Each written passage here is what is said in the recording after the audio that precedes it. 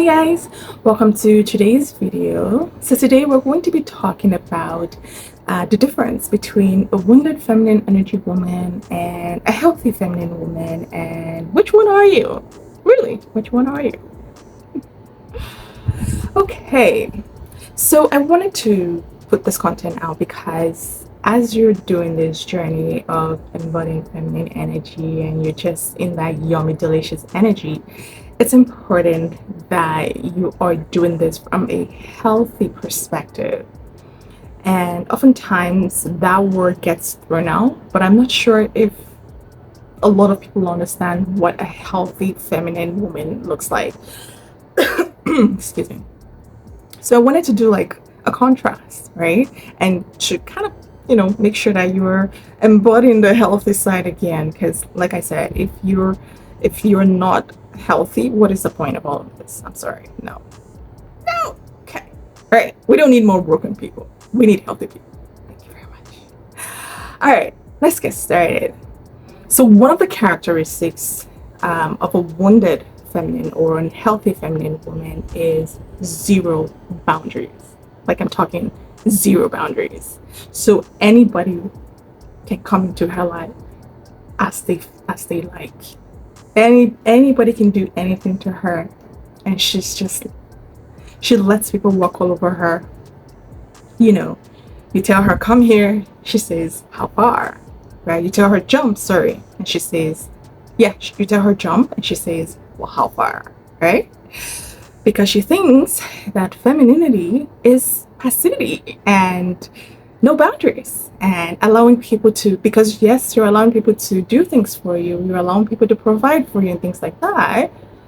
So she confuses that with allowing people to do anything that they like to her. First of all, what? What? Second of all, let's even leave that. Let's focus on this first point. If you were a human being with no boundaries, you're probably first of all being abused. So let's even get that clear, right? And you're probably functioning in a state that you have not been designed to function. And you're probably, your presence is, whew, yeah, it's not a good thing. That's all I would say. Just no. So one of the very first things that I would say is if you notice this in your life, I actually have a video on how to have boundaries. So I probably should have released it before this video. I know I have it scheduled. So you need to develop boundaries in your life. Let me tell you something about feminine energy. It's great. It's fantastic. It makes you more magnetic. So it draws people to you, literally. And if you have no boundaries, it means it's going to attract everything to you. So you're going to have all sorts of energy having contact with you. No. Because you're going to be putting yourself in a state where you could be eating, literally alive. That's not what this is all about. No, we're not doing that here. Okay. So you are going to promise me that you're going to start learning how to have boundaries. When you see, first of all, you're going to have to define what you are available for and what you're not available for. And then you're going to have to start enacting those boundaries. Because if you do not have boundaries as a woman and as a feminine woman, you're living a dangerous life.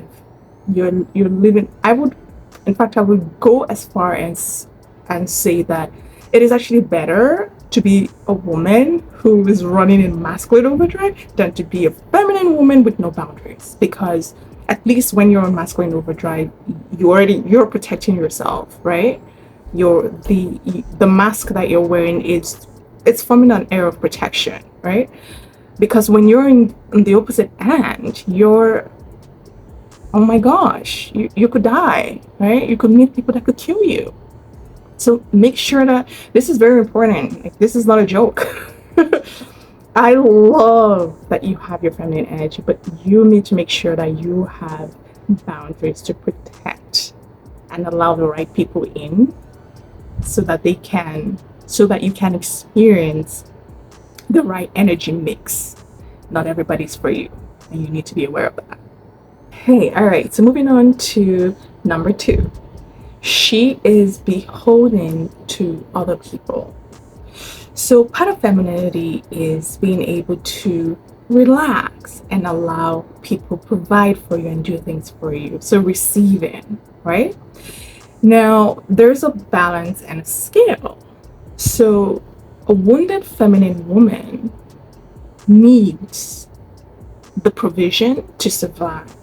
Like literally without those people in her life, like she makes those people her source. So without that, she won't be able to survive.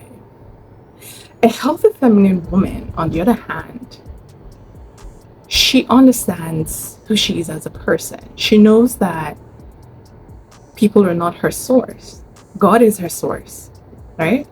She knows that she can stand without, other people supporting her. However, she understands the importance and the yumminess and deliciousness and the value of letting other people do things for her, because again, the world benefits from that. She understands that. So it's from a place of strength, not a place of weakness. Recognize that. The other woman, because she needs other people to survive, so she's beholden to them. So she literally is a walking doormat. So you can step on her, you can dust your feet on her, you can do anything to her, and she will accept it because she needs other people to survive. No woman who is alive and healthy, or rather who is alive, deserves to be on that other end. No. I understand life can do things to you and push you on that scale, and that's a different context. In that case, you're on the lower position, and so I believe that you're working to get yourself out of that so you can be much more operating from a healthy scale. So I want to believe that that's going on. However, if you're a woman who is doing this from an unconscious manner because you think that's what femininity is about, it's about being beholden to people and being extremely passive and allowing people treat you anyhow. No! Just the thought of it even just hurts me. No. That's not what I teach you, okay? No, we're not doing that here, all right? Promise me. So, Amy, I promise you I'm not doing that again. Okay, thank you very much. So what you're going to do if you find yourself in a position where you're beholden to other people, start to take steps to get yourself empowered and get out of there. If you need to get like a job or go to school or something to skills, learn a skill, learn a trade, anything that can help you, that you have with you, that is yours, that cannot be taken away from you, that you can utilize to survive without other people supporting you. If you are not there, start taking the steps to get there. We are in a wonderful time where we have our rights, we have support programs, we have a lot that are helping women out there. There is no reason, an excuse that is acceptable to continue to remain in that state when you know it's not favoring you. You're watching this video, so that means this is your wake-up call. Okay? Yes, we enjoy being provided for and things like that. But like I said, we choose it. And so we're coming from a place of strength and not a place of weakness. Remember that. Number 3. Number 3, I'm laughing because, when I was writing this out, like I was like, wow, okay, this is a lot, but I'm trying to summarize it into points that will be easier for you guys to digest. So number 3 is afraid to speak her mind and afraid to own and assert herself. So in my previous videos, I've talked about, one of the things that has helped me on my feminine journey is talking less. However, speaking less does not mean passivity, and it doesn't mean that you're afraid to speak your mind or to own who you are, right? Speaking less just means that you're tapping more into your energy. And so people read energy anyways, not the words that you're saying. So people are able to clearly understand what you're communicating when you're speaking from your energy. You don't have to go through a paragraph to explain yourself. You don't have to do any of that. When you are tapped into who you are as a person and you're tapped into your body, people can tell. I've experienced this multiple times. Before I even say something, the person's like, oh, you're doing this? I'm sorry, or something like that, right? So people can tell, and that's what I mean. So back to what I was saying is a wounded feminine woman feels like if she speaks her mind and if she asserts herself, she's not going to be liked. She's going to be viewed as a masculine woman. That's so funny. She's going to be viewed as an aggressive woman. I actually have a video for this. The difference between aggressiveness and assertiveness. I'm going to link it for you guys. They're two different places, two different things, two different energies, two different mindsets, right? Part of the juiciness of femininity is its strength. It's strength in the sense that it doesn't have to. The word that I'm looking for is like it exerts itself in a very calm perspective. Calm is not the word. There's a word I'm looking for. But essentially what I'm trying to convey is that you don't have to do too much as a feminine woman for you to get your desires. Yes. So, and that is part of your strengths. And if you do not own who you are as a person and you're not able to assert yourself, assert your needs, assert your desires, then what's going to be happening is that you're going to essentially be living life for other people. And that goes against, for me, that goes against femininity. It's not why we're doing this. We're doing this for us.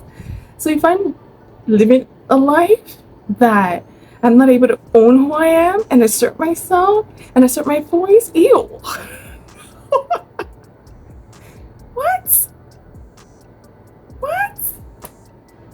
No. That's not part of the deal. And what's interesting is I've been in situations where healthy people can recognize when a woman is not owning herself, and it actually gets them ticked up because they're like, speak your mind. Speak your mind. I want you to speak your mind. Right? So even healthy people recognize healthy people, and they're like, please be you so that I can have the permission to be me as well, right? So I'm not sure why, and that's the trick of the mind. The mind would tell you don't do this so that this can happen, and it's all made up in your head. The world needs you to own you. I need you to own you. Okay? Please own you. If you don't know how to assert yourself, watch the video that I did. Teach you how to assert yourself, right? If you're in a situation where somebody's asking you to do something and you're very uncomfortable with it, how do you say no? I mean, the answer to that is you should say no, right? But some women feel like they feel like they don't want to upset the person. That's a different video. Okay, that's a different topic. Anyways, let's leave that. That's a different table that I'm breaking there. But some women genuinely feel like they can't say no. They don't know how to say no. Learn to say no in a way that resonates with you. Things like, that does not work for me. let me think about it. There are different ways that you can assert yourself. That doesn't feel right with me. That doesn't align with me. I'm feeling uncomfortable with this. These are ways that you can assert yourself and let the thing play out, right? So again, let's recap. Okay. The world needs you to own who you are and to be able to assert yourself and to be able to own your truth. We need that so that we can have more healthy people walking on this planet. All right. So the final point that I actually have here is a wounded feminine woman fears rejection and abandonment. So this is a huge one in women. This is a huge one. That's why you see a lot of women staying in situations and putting up with situations that clearly does not favor them. Clearly, like it's clear to everybody but them, right? And one of the biggest reasons is because they're afraid of abandonment. They're afraid of abandonment and they're afraid of rejection. And so that fear causes them to behave in ways that does not favor them. And one of the biggest behaviors or characteristics of this fear is she makes herself accessible to people that have not earned her or have lost the right to be accessible to her. This also trickles into not having good boundaries, not being able to, so it actually trickles into the different points that I've previously said. So not being able to own yourself, assert yourself, beholden to other people and things like that. So if you are someone who has a huge fear of being abandoned, like you feel like if certain things leave your life, it doesn't always have to be people. It could be situations, it could be jobs, it could be friendships, it could be family relationships, different, whatever the dynamic is. If you feel like if that dynamic leaves your life, you feel like you're going to be lost, confused, abandoned, that's a problem. Like that's a huge problem. Nothing should have a hold on a human being like that. Nothing. Because what happens is that you kind of become a slave, right? And so because you're allowing people who haven't earned you access you, again, you're likely to be abused. That's number one. Misused, lost, confused. You're actually lost, confused. If you're allowing that, you're actually a lost person, right? And I say this with love. I say this with love. Okay, I say this with love, and I'm also speaking like this because I want you to wake up. We need the healthy part of you. Okay, so I want you to wake up. So if you identify one or all of the traits that I've spoken about, this is your wake-up call. Stop it. Like stop it right now. Literally. Like hear my voice and stop it. Okay? Start whatever you need to do. You need to start the process of, first of all, building your self-esteem, because that's really the gist of all of this, is a lack of that. That's why you're accepting all of this anyways. That's why you're doing all of this. So you need to start taking steps to build your self-esteem and get yourself out of this position. You have so much that the world needs to see of you, and we cannot experience or do or see any of that when you are operating from that perspective. So femininity is fantastic, but you want to ensure that you're operating from a healthy perspective, not a wounded perspective. Alright, so I hope you ladies enjoyed this video. I feel like as I was speaking, there were more points that I wanted to hit on. So what I'm gonna do is I'm gonna journal on it, do some meditation, and see how I feel about doing like a second or third video, and then based on that we'll go from there. Other than that, I will see you in my next video. Bye.